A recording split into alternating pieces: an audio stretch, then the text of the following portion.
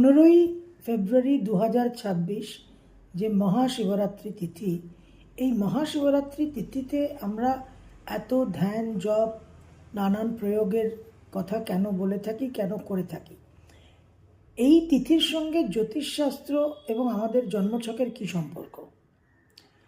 প্রধানত যেটা দেখতে হবে, দেখুন অনেক গূঢ় তত্ত্ব আছে, অনেক বিষয় আছে, লেয়ার স্তরে স্তরে নানান ব্যাখ্যা আছে, কিন্তু যেটা খুব সহজভাবে আমরা বলতে পারি যে শিবরাত্রির যে তিথি, এই তিথিতে বলা হয় শিব শক্তির বিবাহ হয়েছিল, শিব পার্বতীর বিবাহ হয়েছিল, অর্থাৎ একটা মিলন, একটা ইউনিয়ন, একটা কোলাবোরেশন, একটা কোঅপারেশন।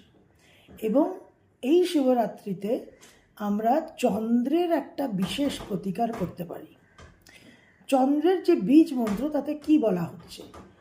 নমামি শশিনম সোমম শম্ভর মুকুটভূষণম। শম্ভর মুকুটভূষণম, আমরা জানি দেবাদিদেব মহাদেব মাথায় চন্দ্রকে ধারণ করে আছে। এই যে চন্দ্রের যে প্রতিকার হবে, সেটা কি করে হবে না, চন্দ্র আমাদের মন, আমাদের মনই হচ্ছে সমস্ত কিছুর উৎসস্থল।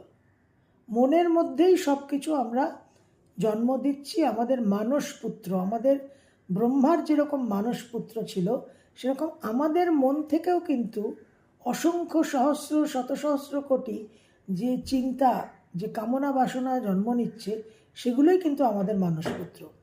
এবার চন্দ্রকে যখন আমরা স্থির করতে পারবো, চন্দ্রকে যখন আমরা সঠিক পথে চালনা করতে পারবো, এবং আমাদের যে ভালো লাগা এবং ভালো না লাগা, লাইকস অ্যান্ড ডিসলাইকস, এই জায়গাটাকে যখন আমরা অনেকটা কন্ট্রোল করতে পারবো, তখন কিন্তু আমাদের চন্দ্রের যে পীড়িত প্রভাব, সেটা থেকে আমরা মুক্তি পাব। শিবতত্ত্বের সবচেয়ে বড় গুণ হচ্ছে যে সেখানে মন শান্ত, সেখানে নো মাইন্ড স্টেট, মনের সেখানে অস্তিত্ব নেই। তো সেটা অনেক উচ্চকোটির একটা স্তর।